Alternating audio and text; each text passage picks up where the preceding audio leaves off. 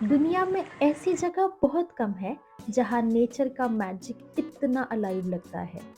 Welcome to breathtaking Andaman and Nicobar island, India का एक hidden paradise. ये सिर्फ बीचेस का प्लेस नहीं है, ये एक एडवेंचर, हिस्ट्री और वाइल्ड लाइफ से भरा ट्रेजर है। From crystal clear water and mesmerizing marine life to fascinating history and indigenous culture, Andaman एक कंप्लीट एक्सपीरियंस है। अगर आप भी ट्रॉपिकल वाइब्स, थ्रिलिंग एडवेंचर और एक पीसफुल एस्केप ढूंढ रहे हो तो स्टे ट्यून, क्योंकि ये सीरीज होने वाली है full of travel tips, hidden gems और वो सब जो आपको एक परफेक्ट अंडमान ट्रिप के लिए ज़रूरी है। तो रेडी हो जाइए, क्योंकि we are going to explore Andaman and Nicobar together. Don't forget to like, subscribe and share because this is just a beginning of epic journey जहाँ हर वेव एक कहानी है। Located 1200 kilometre from mainland India, ये island divided है into Andaman Island in the north and Nicobar Island in the south. Andaman and Nicobar Island are surrounded by the Bay of Bengal to the west and the Andaman Sea to the east. The Indian Ocean lies further south of Nicobar Island. The primary and most convenient way to reach Andaman is to travel by air. तो Veer Savarkar international airport ये अंडमान का main airport है और आप भारत के किसी भी बड़ी सिटी से लाइक चेन्नई, कोलकाता, बैंगलोर और दिल्ली से डायरेक्टली यहाँ आ सकते हैं। और अगर आप एडवेंचर करना चाहते हैं और आपके पास बहुत समय है अंडमान एक्सप्लोर करने के लिए, देन आप चेन्नई, कोलकाता एंड विशाखापट्टनम से बाय शिप भी अंडमान आ सकते हैं, जो कम से कम 3 से 4 दिन लेगी जर्नी का। तो अगर you are short on time, आप फ्लाइट से आए, और अगर आपके पास बहुत सारा टाइम है और आपको एडवेंचर करना है तो आप शिप से आए। अगर आप अंडमान आ रहे हैं तो ये बहुत ज़रूरी है कि आप अपना होटल प्री पेमेंट देकर कंफर्म बुक करके रखें, क्योंकि जब आप पीक सीज़न में आते हैं, अंडमान एक छोटा आइलैंड है और इवेंचुअली वहाँ पे होटल्स भी उसी ज़्यादा नहीं है। तो जब टूरिस्ट का इनफ्लो बढ़ जाता है, होटल्स सारे मैक्सिमम कैपेसिटी पे वर्क करते हैं, इसलिए some time hotel people can cancel your pre booking without any information. मेरे साथ भी ऐसे ही वर्स्ट केस हुआ अंडमान में कि अंडमान पहुंचने के एक दिन पहले मुझे सारे होटल ओनर्स से कॉल आया कि मेरी बुकिंग वैलिड नहीं है, दे कैंसल माई बुकिंग। एंड फिर मैंने उनको पूछा कि वाई दे हैवंट इन्फॉर्म्ड मी, मतलब अगर प्री पेमेंट करना था तो उन्होंने मुझे बताना चाहिए था, बट उन्होंने ना ही कुछ प्री पेमेंट का इन्फॉर्मेशन दिया, ना ही कोई मेल किया, and directly they cancel my booking. तो मेरे लिए ये बहुत ही ज़्यादा एक ट्रॉमा हो गया था कि अंडमान का अब तो सारा कुछ बुकिंग रेडी है, मतलब फ़्लाइट्स रेडी है, सब कुछ रेडी है, बट स्टे रेडी नहीं था। तो मैंने रात में लिटरली गूगल मैप में ज़ूम कर के होटल्स ढूँढे हैं, एंड लकीली हैवलॉक आइलैंड में मुझे ये एक होटल में एक रूम लास्ट अवेलेबल था, जिसका नाम है द गोल्डन पेबल। एंड हम 3 लोग थे, तो 3 लोगों के लिए ऑलमोस्ट फॉर 2 डेज़ हमें वो अराउंड 9000 में ऐसे कुछ कॉस्ट पूरा हुआ।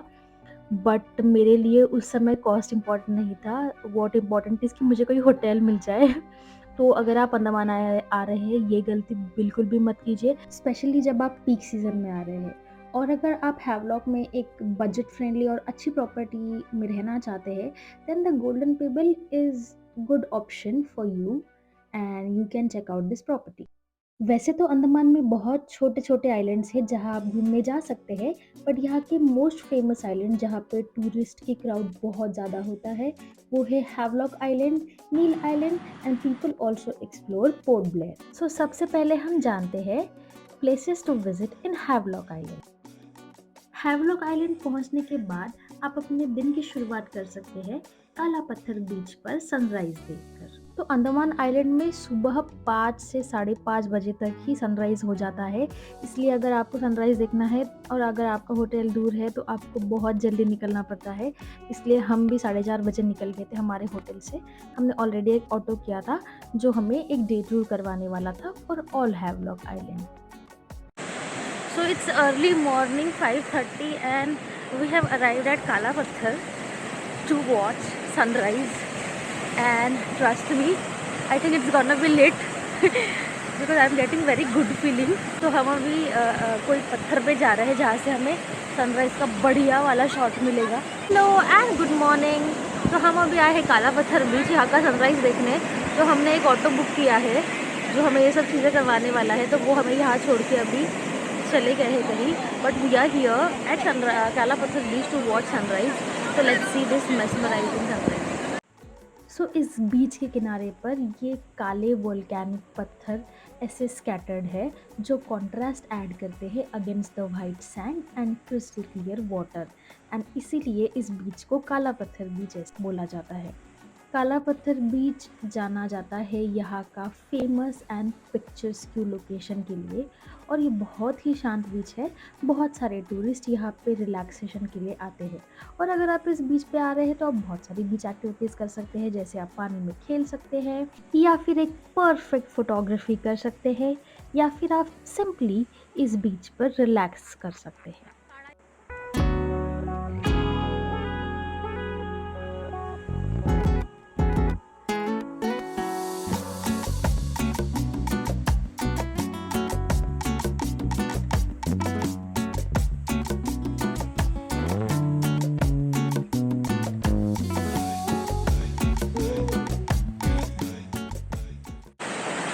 तो अभी हम काला पत्थर बीच पे बहुत मज़ा कर रहे हैं। यहाँ का पानी उतना नीला नहीं है, इट्स मोर ऑफ लाइक सफ़ेद, एंड मेरे पीछे ये काले पत्थर है बहुत सारे।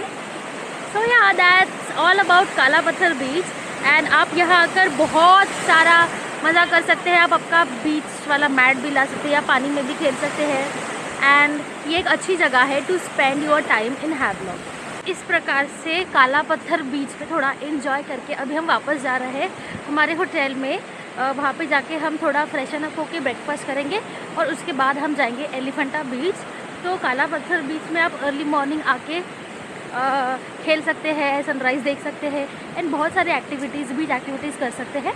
तो this is must add place in your itinerary. तो अभी काला पत्थर बीच से होने के बाद हम जा रहे हैं Elephanta beach, and we are mostly trying to go by boat, क्योंकि ट्रैकिंग का हम करने वाले थे, बट दे सेड कि एज मेरे साथ पेरेंट्स है तो they suggested us to go by boat.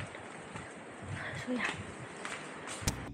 Elephanta बीच पहुंचने के लिए आप फेरी से जा सकते हैं जो 10 to 15 मिनट्स लेगी, या फिर आप ट्रैकिंग करके जा सकते हैं जो 2 किलोमीटर का ट्रैक है, and it will take around 30 to 45 minutes. तो ये ट्रैक राधानगर बीच के भी पहले राधानगर रोड से स्टार्ट होता है।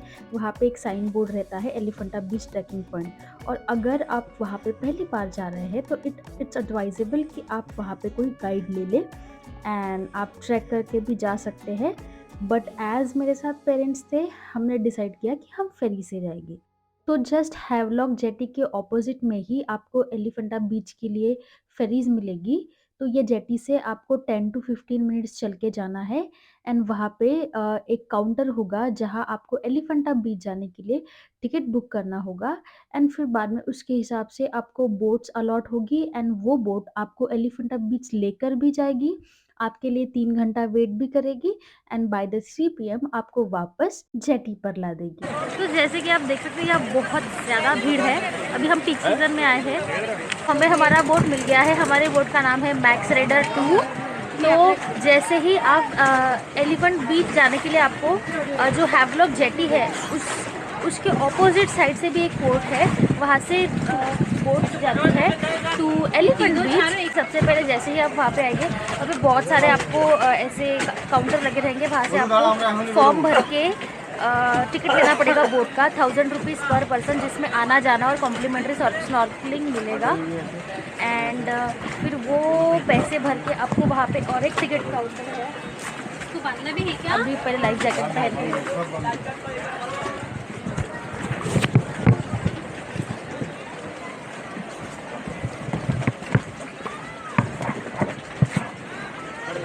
तो आपको ऐसे लाइफ जैकेट मिलेंगे।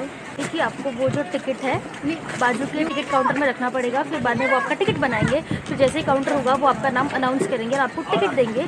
फिर आपने उसका आपका बोट का नेम देखना है एंड आपको उस बोट में बैठना है। और उस बोट में बैठ के अभी ये बोट हमको लेके चलेगी एलिफेंट बीच। वहाँ पे 3 घंटा रहेगी। 3 घंटे में आपको आपकी एक्टिविटीज़ करना है और उसी बोट में वापस आना है। तो अभी हमें हमारी बोट मिल गई है और अभी हम यहाँ से एलिफेंट बीच जाएंगे और बाकी का हम आपको एलिफेंट बीच जाकर दिखाएंगे। Let's go.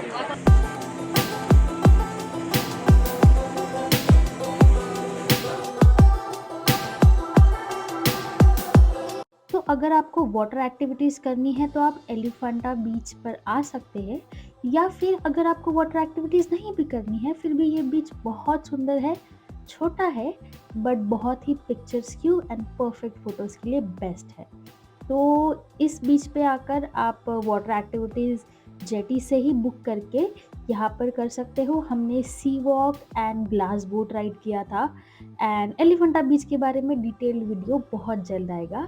तो उसमें हम जानेंगे complete details on how to do water activities at Elephanta beach. Elephanta beach से वापस आकर हमने जेटी के पास ही एक चाय का दुकान था, वहाँ से चाय पी एंड वहाँ से हम निकल पड़े राधानगर बीच के लिए। राधानगर बीच ये इंडिया के one of the blue flag certified beaches में से एक है। ये सर्टिफिकेशन बस उन्हीं बीचेस को दिया जाता है जो बहुत क्लीन और high standard of environmental management, safety, water quality and services के स्टैंडर्ड को मीट करती है। As excited I was to visit this beautiful beach, मेरी सारी एक्साइटमेंट उस मोमेंट में फुस हो गई जब मैंने बीच की जगह देखा ये बहुत सारा crowd. So it's highly advisable अगर आपको बहुत ही शांत वाइब चाहिए और अंडमान के इस natural formation and natural beaches को बहुत अच्छी तरह से एंजॉय करना है, देन बिल्कुल भी पीक सीजन मत आइए। October is also best season to explore Andaman, क्योंकि तब टूरिस्ट ज़्यादा नहीं होते और आप यहाँ की नेचुरल ब्यूटी को एज इट इज़ अप्रिशिएट कर सकते हैं और एंजॉय कर सकते हैं।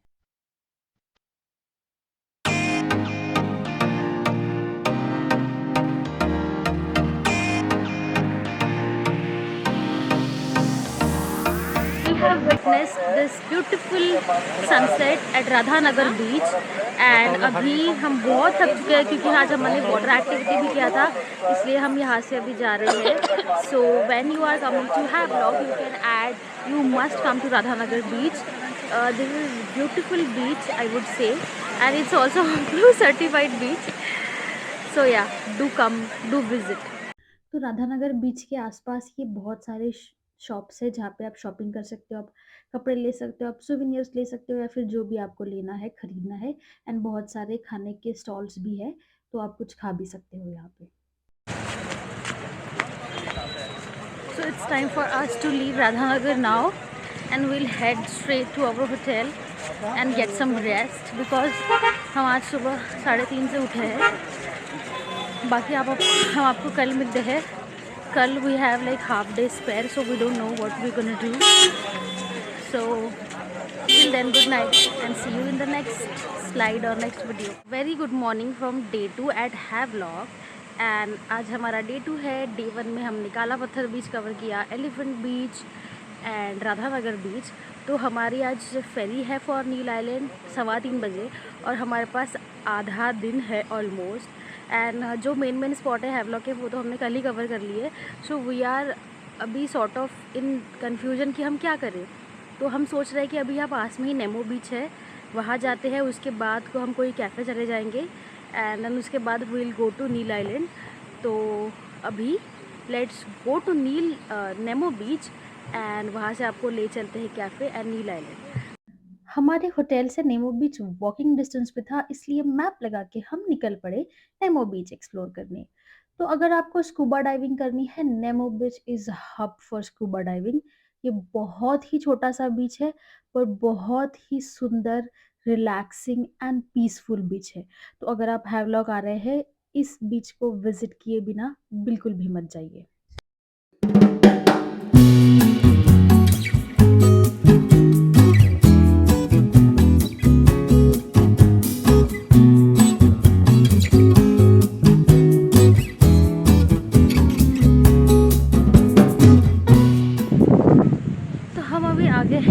beach. So Nemo beach is sort of very छोटा beach but it's very beautiful. As you can see besides me, ये बहुत ये जो plants है इनके roots ज़मीन से निकल रहे हैं and it has very good I would say nature's formation, so you can come here. ये बहुत ही छोटा सा बीच है, मेनली यहाँ पे स्कूबा डाइविंग और ये सब चीज़ें करते हैं, but if you want to enjoy some peace you can come here, क्योंकि यहाँ पे बहुत सारी जगह है घूमने के लिए, लाइक बैठने के लिए. I will just show you right now. So hello guys, we are here at Nemo beach and यहाँ पे मुझे एक बहुत ही ब्यूटीफुल सा स्पॉट मिला है, तो मैं यहाँ बैठ के थोड़ा फोटोज़ क्लिक कर रही हूँ and I am shooting a vlog. So I am turning my cam in 3, 2, 1 go for you to show this beautiful spot. तो नेक्स्ट टाइम आप जब व्लॉग आते हैं, do not miss this place in your itinerary because Nemo beach is must visit place. Even if you are not doing scuba, that's just perfectly fine because आप यहाँ आके बैठ सकते हैं. यहाँ बहुत सारे अच्छे अच्छे स्पॉट्स हैं फ़ोटो क्लिक करने के लिए and this place kind of gives a peaceful vibe. So yeah, ये जो है ये तो मेरा फेवरेट स्पॉट बन गया है क्योंकि यहाँ पे जो 2 शिप्स है, these are giving very nice vibe for a photo. And मेरे पीछे ही यहाँ पे ये आई डोंट नो कौन से प्रकार के ट्रीज़ है, इसके जो रूट्स है वो ज़मीन के अंदर से निकल रहे हैं और सारे नए नए प्लांट्स हैं और मुझे बहुत ज़्यादा अच्छा लग रहा है. सो अभी वी आर एक्सप्लोरिंग नेमो बीच. देखते हैं क्या क्या है इस बीच पे. सो रास्ते में ही हमें एक स्कूबा डाइविंग के जो ट्रेनर थे वो मिले और उनसे हमने कुछ इन्फॉर्मेशन ली. तो उन्होंने बताया कि ये जो ट्रीज़ है इनका नाम मैनग्रोव्स है और 2004 में जो सुनामी आई थी उसमें बहुत सारे कोरल की स्पीशीज़ है वो डेड हो गई थी. तो ये जो आप ब्लैक पत्थर देख रहे हैं that's actually the dead coral and उस समय बहुत सारी स्पीशीज़ एलिमिनेट हो गई थी. एंड अगर ये मैनग्रोव्स को कट करना इलीगल है. If you are going and cutting, forest department can take you into custody. And according to him ये बीच बहुत लंबा है, मतलब जेटी से लेकर तो 2 से 3 किलोमीटर तक ऐसे फैला हुआ है. तो अगर आपके पास टाइम है आप आराम से इस बीच को एक्सप्लोर कर सकते हैं एंड घूम सकते हैं. एंड यहाँ पे आपको ये जो छोटी सी नाव दिख रही है इसे यहाँ के लोकल लोग डुंगी कहते हैं. तो हमने भी टाइम लिया इस डुंगी के साथ फोटोज क्लिक करने का एंड यहाँ पे बहुत सारी एस्थेटिक फोटोज हमने क्लिक की. तो नेमो बीच में थोड़ा और आगे जाने के बाद यहाँ इतने सारे अच्छे अच्छे स्पॉट्स हैं जहाँ आप एकदम इंस्टा वर्दी फोटोज क्लिक कर सकते हैं. इट रियली लुक लाइक कि कंप्यूटर स्क्रीन से आप रियलिटी में आ गए हो and it's just amazing. And यहाँ पे पास में ही एक बीच साइड कैफ़े था, समथिंग डिफरेंट. तो हमें वो ट्राई करना था इसलिए हम थोड़ा आगे जाके उस कैफ़े में गए. यहाँ का खाना उतना अमेजिंग नहीं था बट इसके ऑपोजिट का जो लैंडस्केप था that was pretty good. And yes, अगर आप अंडमान आ रहे हैं देन बी प्रिपेयर्ड क्योंकि यहाँ का खाना भी एक्सपेंसिव होता है and everything is expensive as ये सब इम्पोर्ट करके आता है बाय सी. अभी हम नेमो बीच से वापस जा रहे हैं अपने होटल, वहाँ से हम बैग्स लेंगे एंड बैग लेकर हम जाएंगे जेटी पॉइंट पर. अभी आपसे मिलते हैं इन नीर आइलैंड.